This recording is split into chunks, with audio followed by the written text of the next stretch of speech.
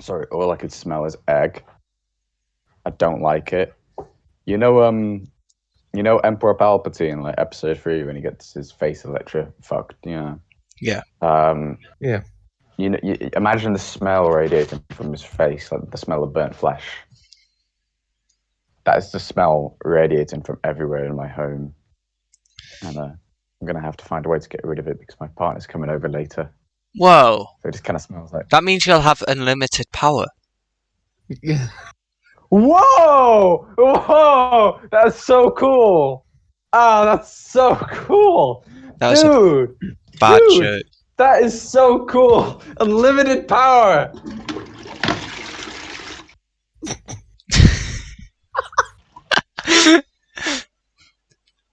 Okay. Unlimited power. Party power. Alright. Toilet power, it sounds like. Oh, was that? Was that a good introduction? Yeah, it sounded like you were on the toilet, and I really hope you weren't.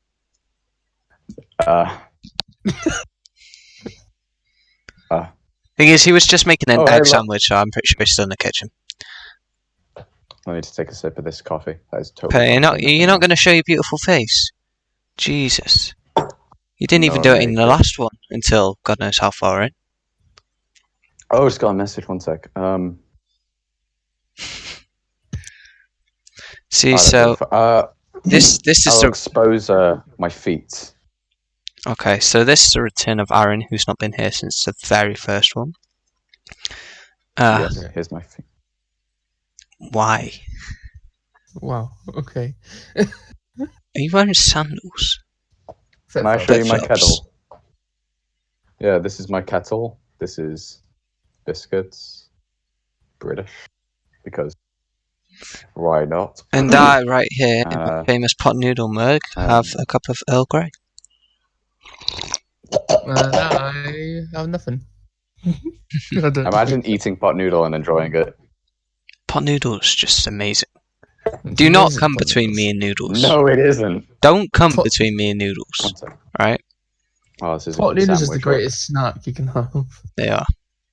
The best snack you can have is acrylic paint. Oh no, I just took one of the plastic things out my hairbrush. Oh well. Anyway, so Aaron, where have you been? Why have you not been in the podcast since like the first episode?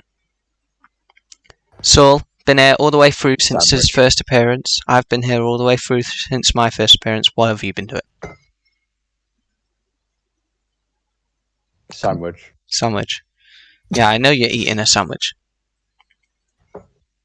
No, like sandwiches. That's my excuse. Oh, okay. Probably because he's probably spending time with waddles. Yeah. Yeah, waddles. Can I explain to the audience my obsession with waddles? Yes. Go ahead. Right, let me just take a sip of this. Here, just have a picture of waddles on the screen. I think what we'll have here is an overlay of maybe the interview thing that you've done to explain it.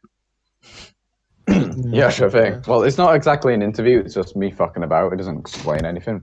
Yeah. But the first thing I'll do is I'll explain. I have a poster on my wall. I've kind of got this Gravity Falls masterpiece on my bedroom wall because I really like the show. But most importantly, if you can tell who's in the center, it's the pig himself. Waddles. Now, I am obsessed with this pig to the furthest extent. For a few different reasons. It's incredibly obsessive. Yeah, it's fucking epic. It's an animated pig. You know, you can't go wrong. That's all that is. Just if you think you can have a worse obsession, that's right there. Yeah, and well, when I go to college and think about killing everyone and like demolishing the building because I hate everything in existence, I think about that pig. It's the only thing I love. So yeah. So it's good. The Waddles just doesn't like pterodactyls. He loves getting his tummy tickled. He loves that sort of shit. You know, he is a very intelligent pig. You know, he's very good with his math, his English. You know, A-star student. But above all, he's a pig. He loves to eat and he loves to roll around in his own filth and mud. So. I find that relatable, and I'm kind of jealous that I can't do that because I'm a human. So I guess a part of my obsession with that pig is that I'm not a pig, and I want to be a pig.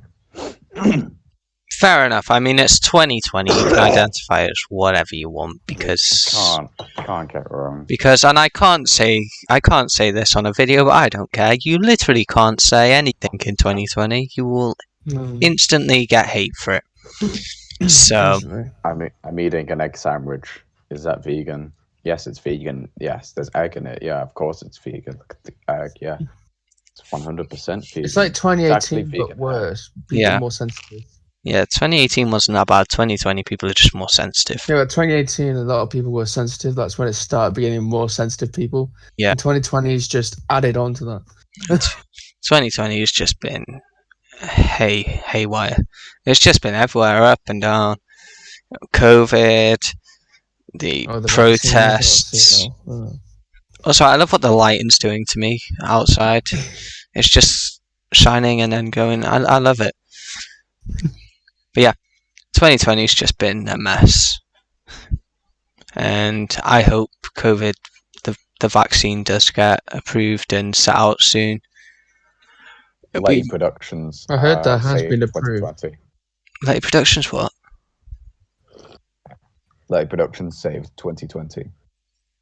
Yeah. Yes. That's up to the subscribers as well, though.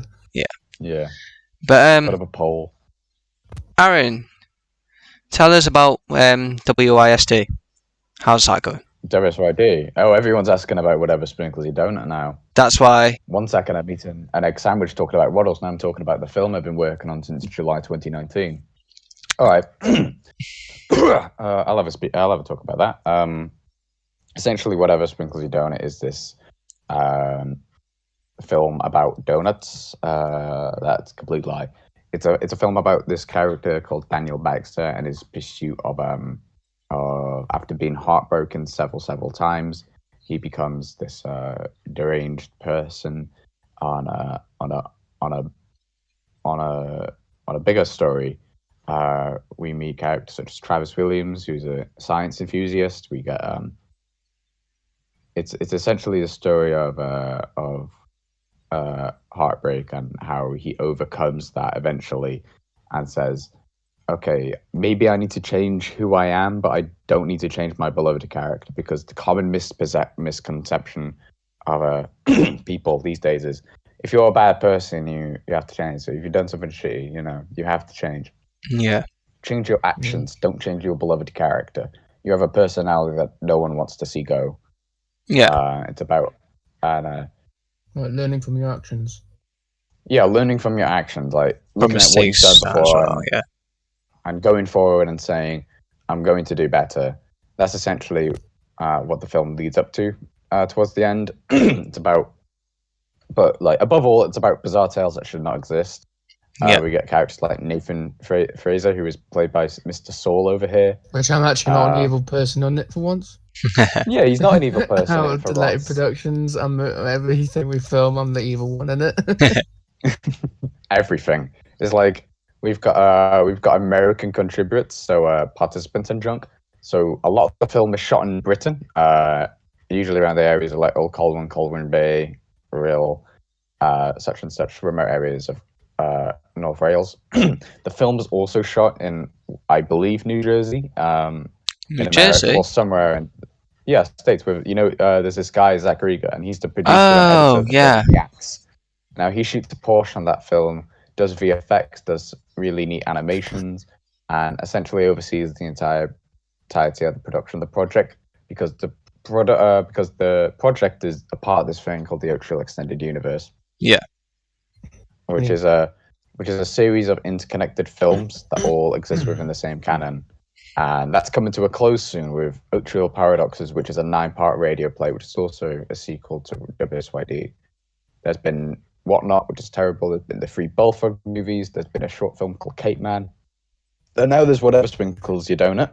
And then the last part of the Oaktree Extended Universe that caps off the story of the Oaktree Hill Extended Universe is the 9-part radio play. And that caps it all off. Story told. And that story has been in progress. I've been telling since 2016, I believe, with the release of Whatnot. So it's been a long time. And I believe ideas of the project have dated back to like 8 years ago when I believe one of the crew members drew a comic. I was actually sent it not long ago. You mentioned that the other day in college, didn't you? Yeah, I showed it. This is so cool. Yeah. Because Zach made these films called the Bullfuck films and the Epic. Yeah. Now, I'm going to assume they were based on these comics someone made about 8 years ago, and that's how I assume it all began. And that's really amazing how if you think about it in the retrospect, it's taken 8 years to complete the story, which is amazing. Why we were, you know. So yeah, it's a decent project. We've got tape. We've got tape helping us. We've got Garden Den helping us, and with the birth of Letty Productions, with two of the members actually being a part of the production, and the other ones, Byron being asked to be a part of the production, and I'm more than happy for us to come onto set. Yeah. I guess Letty Productions is also involved to a certain extent, which is brilliant in terms of a filmmaking perspective. Yeah. Because I noticed you showed me a premiere thing. You said something was coming up about a year mark or whatever it was. Oh yeah, I'll tell you about that. I'm eating a sandwich. This is the best interview ever. It's a good sandwich as well. I'm gonna sip some of my coffee. I'll tell you about it right now. I'm just gonna have coffee. Fuck. Nutritions.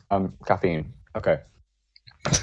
Basically, Zach Krieger, who is an amazing, talented filmmaker and creative artist and creator, he made a film about exactly a year ago actually, called Bullfuck 3, and that was the final film in a trilogy of films, a part of the Oak Extended Universe. It was called Bullfuck 3. It's the 1 year anniversary soon of the release of Bullfuck 3. In celebration of Bullfuck 3, there's going to be an anniversary event uploaded to his channel. The same place films were uploaded and presented. So it's going to include a trailer for Whatever Sprinkles Your Donut, some announcements that I don't think I should really talk about. Don't mention them, just in case. I won't mention them. I'm pretty sure everyone knows what they are, but I'm not going to say anything. Yeah. So trailers, announcements, and to top it all off, we got a beefy commentary with a few of the crew members, who are all amazing people, by the way. So they're basically all coming together, and they've done a director's commentary and crew member commentary, and they've done that, watched the entire film together and done that. Also, there's audience reactions to the original to the film. Yeah. And there's also deleted scenes, and that's taken a year to come out, so appreciate that. So hopefully it all goes good. That will be coming out on the 20th of December, a year exactly from Bullfuck 3's release, which is mind-blowing. You know what I mean? Yeah. This is a really professional interview. I love my sandwiches. So, obviously you've been working on WIST. What other movies have you worked on in the past? Because I know we did Fight Up Fight in high school, but short film. Yeah, I've got an entire filmmaking playlist portfolio online. It's basically just a playlist of shit I've been involved with, from trailers to films I've worked on to projects, to whatever. My first real piece of filmmaking experience started with Party of the Dead, which is a shitty little zombie film that nobody likes and nobody cares about. I remember watching it. It was an amazing experience to work on. Yeah, it was an amazing experience to be a part of, because it was my first experience with a community arts charity, TAPE. Now, TAPE is a community arts charity filled with so many lovely people, and their aim is, they creative inclusion. They do all sorts. They help people express their creativity. It's really snaz. It's, they do a lot of movie snaz and film fuzz, but it's not limited to movie snaz and film fuzz. Fuzz. It goes to all sorts of creative arts and expressions of creativity, to animation, arts and crafts, music, all sorts. I remember there being karaoke's there at times. Like that they go to so much of an extent. They're not limited to film. they go so far in terms of helping people expressing themselves, and I think that's amazing. But yeah, Party of the Dead was the first thing, I guess. I made a few things before that, but nobody cares about that, so let's not talk about it because those were awful. Those were back in 2017. I was like, ugh. I've worked on a bunch of projects. I worked on Bolt for Free, directing Whatever Swings Donut, working on Letty at the moment. I've done SFX for the film Approaching Shadows, which is Tape's second feature film. I've done Fight or Flight with Russ, and that actually had a BBC news piece that gained popularity, and it had a news piece that aired on TV on BBC One, which was pretty cool. It was cool. It's just a shame how film ended up being. Yeah, the film basically we made a film called Fight or Flight. It was had so many amazing participants, and it was made at a school. Essentially, unfortunately, due to no fault of our own, one of the characters was going to be transgender in the original script, and that was going to send a really powerful message. And a bunch of people behind the scenes, not with Tape were amazing. More to do with the school came out and said, "Hey, the thing with the transgender, we just no." And I didn't like that, but unfortunately, that's the direction it had to be taken. So the character was replaced with Brian. The original character was going to be called B, and B was going to be a transgender. A great character, yep. And but would have been really nice to see that powerful message. Was it going to be transgender male or woman? I have actually no idea. I can't remember, to be honest. But it would have sent this really powerful message, and that's the point. So like the school didn't want you to do that? Pretty much. Yeah. And is it because of what they believe in or something? I think it's less than what they believe in, because it is a Catholic school. I think that's it's what less. I thought, Catholic school. Yeah. I don't think it's about what the school thought. Well, like school is against transgenders. I don't think it's anything like that. I think there's a. I think there was more behind it. School saying, I think the school was more like, "Hey, that's a very controversial topic. Let's just make a film." Yeah. Let's try and avoid that sort of thing. It was like avoiding the entire subject, just in case, you know. Yeah. Just in case you get it wrong or something, and people start taking it the wrong way. Yeah. Like, exactly. Being one of the. It was going to go on BBC One. Yeah, being one of the original script writers as well, alongside Matthew, who Aaron knows as well. I personally didn't like the change of the transgender change,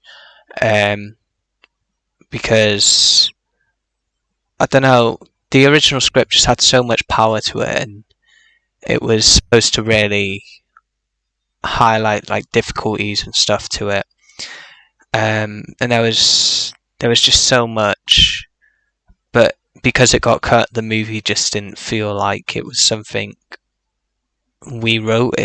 It felt like something the school ended up writing, because there was this whole deleted scene as well, that was in the script that got completely taken out. It wasn't what we expected it to be. But do you think, like, if you had the chance, do you think you would work on that script that you did back then, but do it now with more ideas? If I had the chance to refilm Fight or Flight, I would go back and I would work on the script and alter it to make changes. Not a lot of changes, just changes where necessary. And then if I had the chance to go out and refilm it and all that, I would. Because as much as I enjoyed working on the first one, it didn't end up being what we hoped it to be, sort of thing. Yeah. The original Fight or Flight did come to be, maybe not the film, that's debatable. A lot of people like the film. Yeah.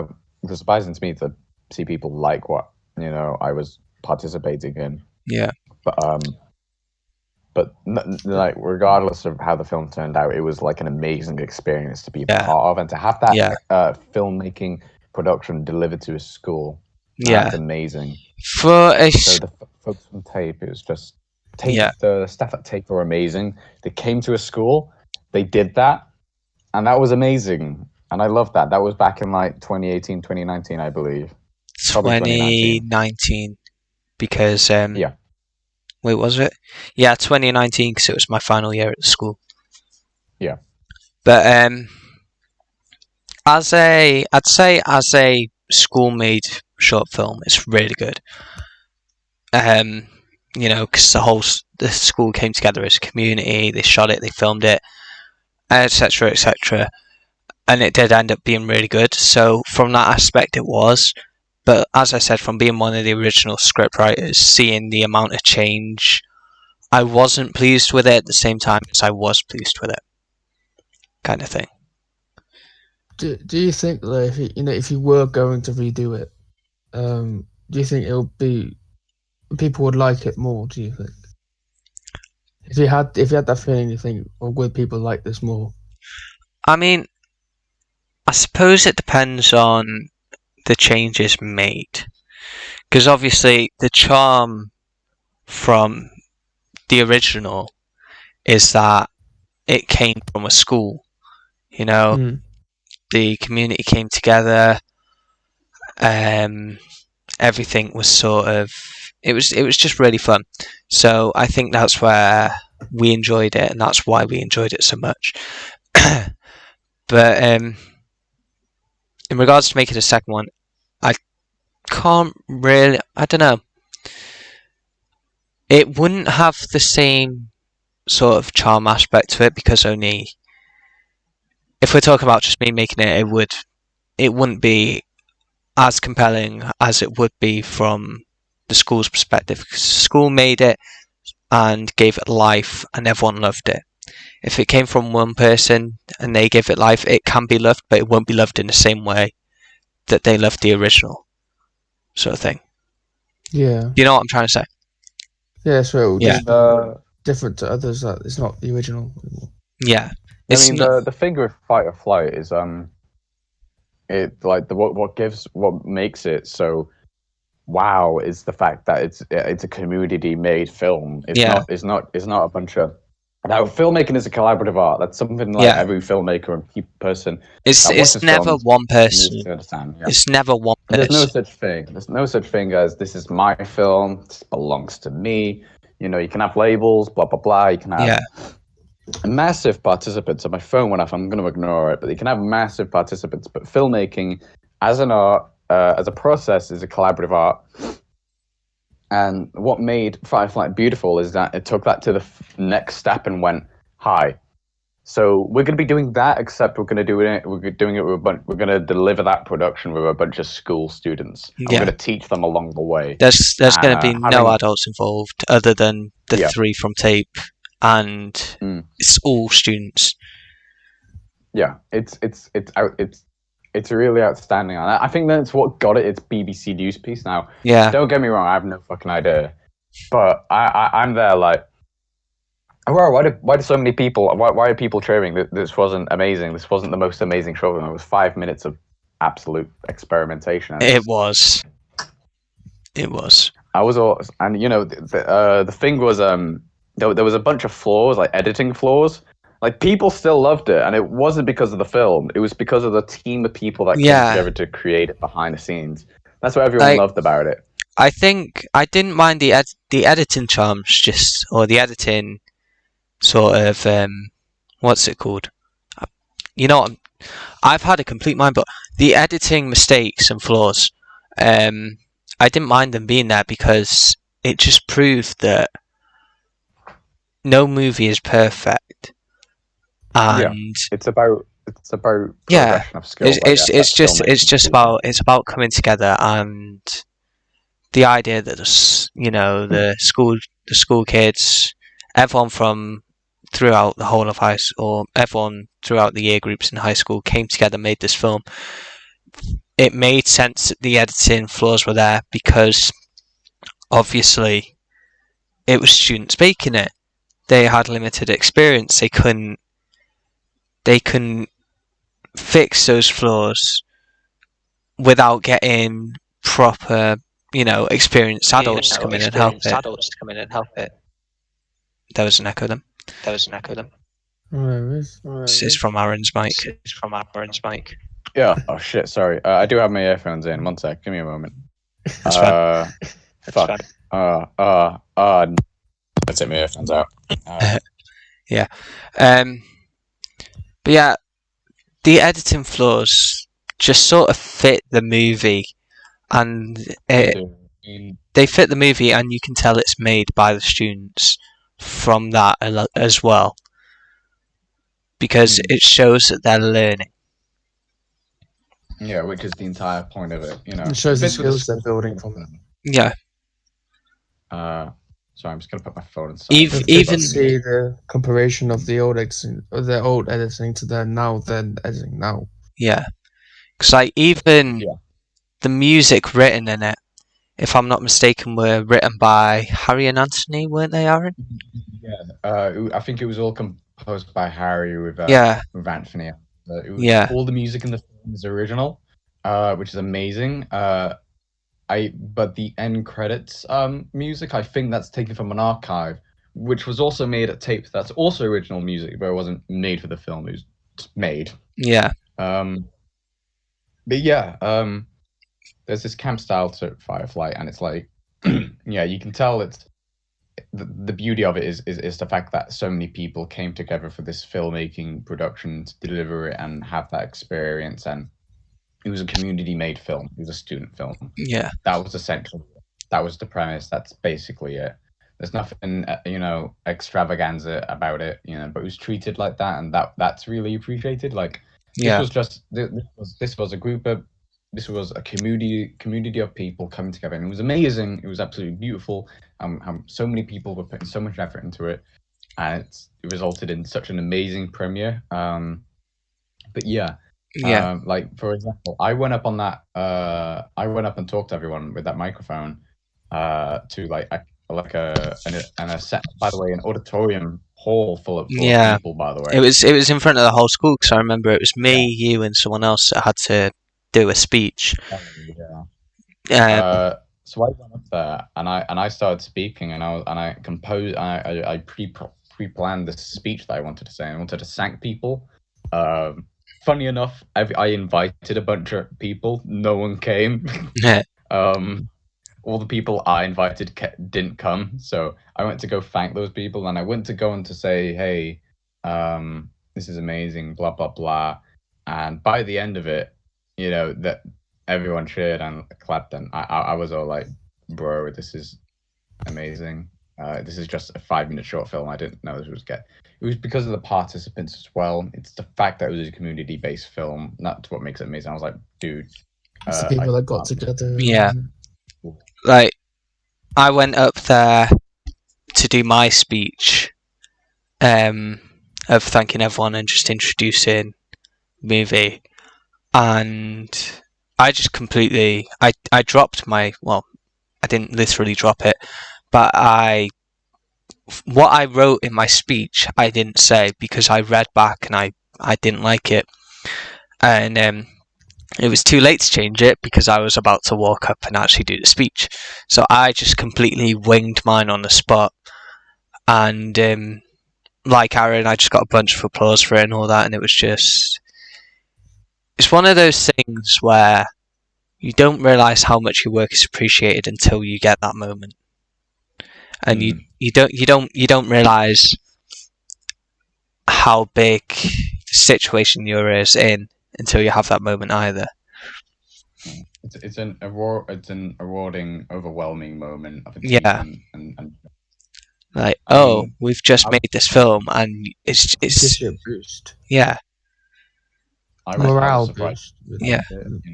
Watch the film and clapped, and I was all like, in the first few seconds of the film, you can obviously tell that the words upload was misspelled, and it was spelt like upload. Upload. That one made me laugh. Like, that was so... You watched that. That's, by the way, that isn't hidden anywhere. That isn't in the corner. That is full screen. That is right. How did we make pretty much very first scene is just upload. It's so unbelievably obvious, but that brings to the point of you can tell it's school students that have made it. It's that charm of it. Exactly. Like we had Spencer pretty Wilding there as well, and obviously he's been in films like Harry Potter and Guardians of the Galaxy, and he played Darth Vader in Star Wars. He was there, and it was good. It was a really good morning when we did it. Yeah.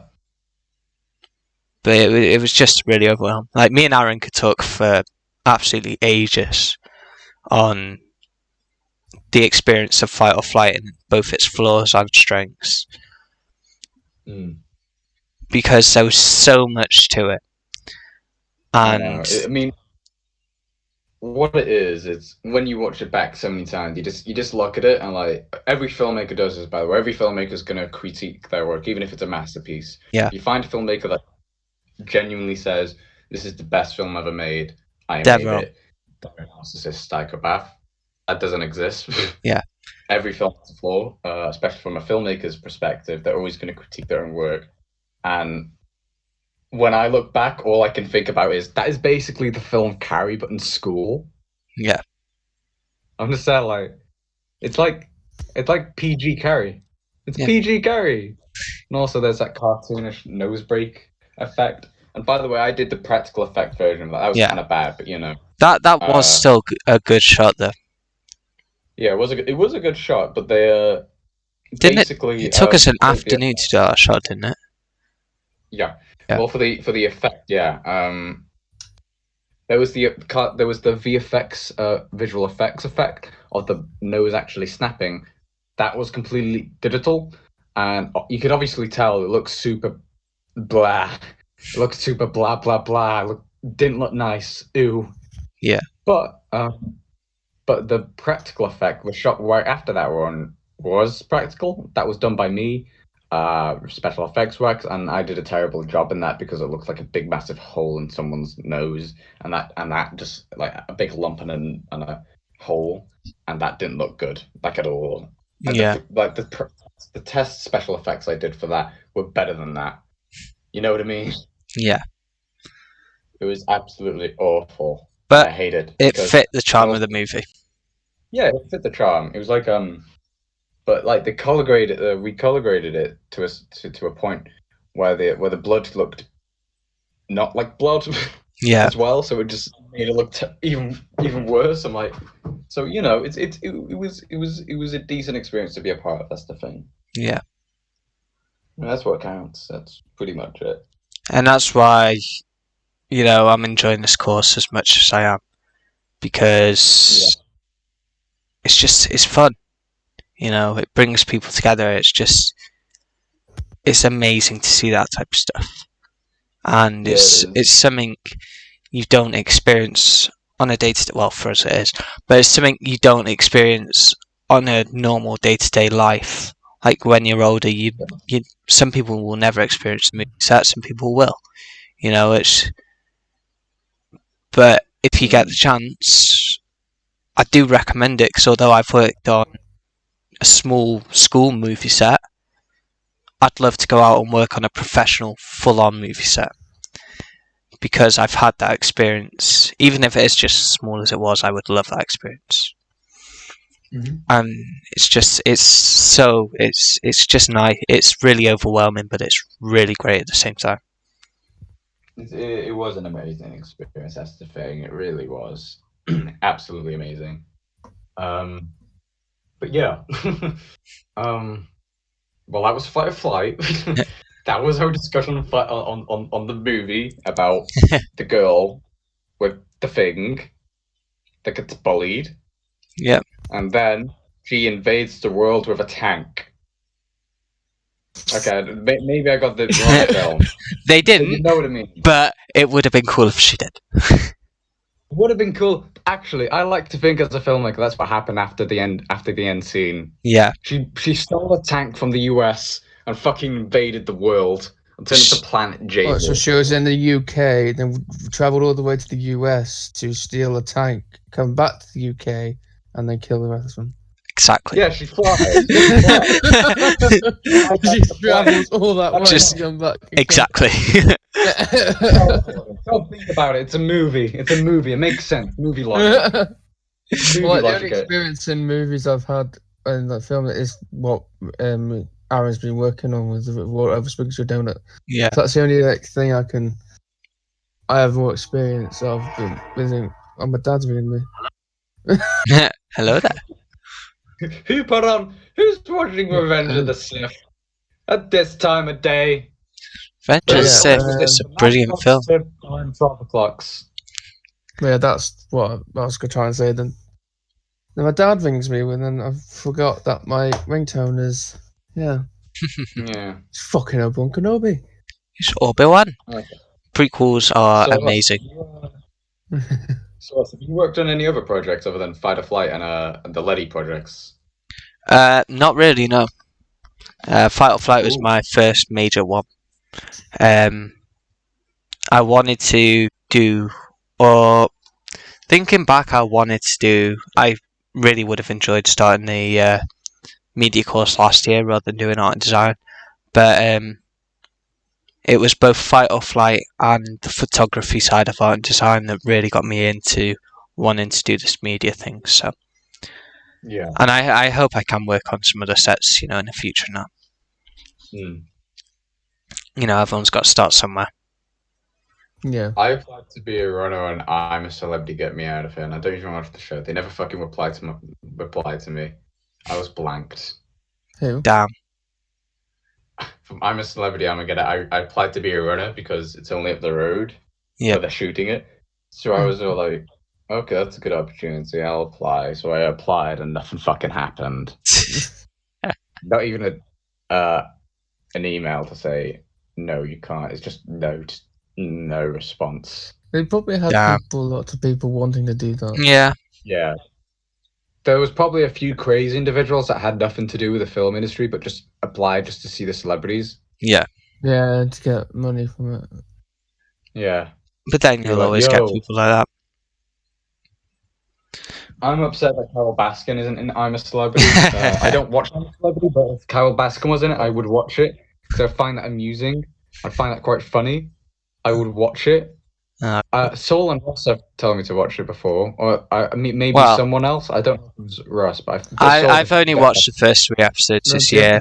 The episode last night was really good. I've been losing interest in it over recent years because there's not been as much drama, and that's honestly the one reason I watch it, because I just love seeing the drama. To be honest, I actually didn't like the drama. The only drama I liked was when you could tell that person was being really fucking ridiculous. Yeah. And I can't remember what her name was. Remember that woman? She goes, "Absolutely no, I'm not doing that." Oh, Lady C. Yeah. Yeah. It's just like, someone's going to take me back to camp. It's like, what the fuck is wrong with you? That's about 4 or 5 years ago now. Once the celebrities forget that they're on a game show, Yeah, they just forget. they do. It's like, is this a thing? It's like, They think they can just get a stunt double. Sorry, you applied to be a part of this. So you they fucking do this they shit. go there for the experience, but then they'll back out of the stuff on it, Yeah. They'll go there for the clout. They'll that. go there for the internet recognition. They'll be like, oh, this celebrity's on I'm a Celebrity, get me out of here. And they'll be like, well, now I'm here.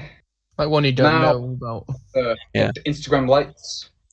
Now I'm gonna take a shit. I didn't know half of them when they introduced their celebrities, but and since getting to know them from I'm a Celeb, I think I might end up going to see what stuff they do. I've just had a notification on my phone, and it's from Jacob in a group chat. He's saying, Saul, in our last TikTok, someone pointed out that you look like you just sniffed coke. The face you pull after makes it look really, really. What this? No. Yeah. That's not how it actually does, but But I yeah. actually hurt my nose doing that. That's what our boy Jacob just said in the chat. Yeah. Anyways. Snoking. No snoking? Anyways, Sniffing, I have no idea how long we have been going for. But I think it's time to call it a wrap. Oh, okay. All right. What do you guys think? Has anyone else got anything to add or say? Or If there are infinite dimensions, parallel dimensions with infinite possibilities and such, isn't there at least one dimension in one of the millions and probably infinity numbers of dimensions of parallel dimensions with infinite possibilities where there has to be one dimension where parallel dimensions don't exist, and that's a paradox because how can one dimension exist without the existence of any other parallel dimensions? But the dimension's there because every possibility is available. So that's just making me question my existence. okay, so that was the outro to the video. Like and sub if you're new. It's been a good one today, episode 4, and we will all see you in the next one. Let's go. Boy. Bye.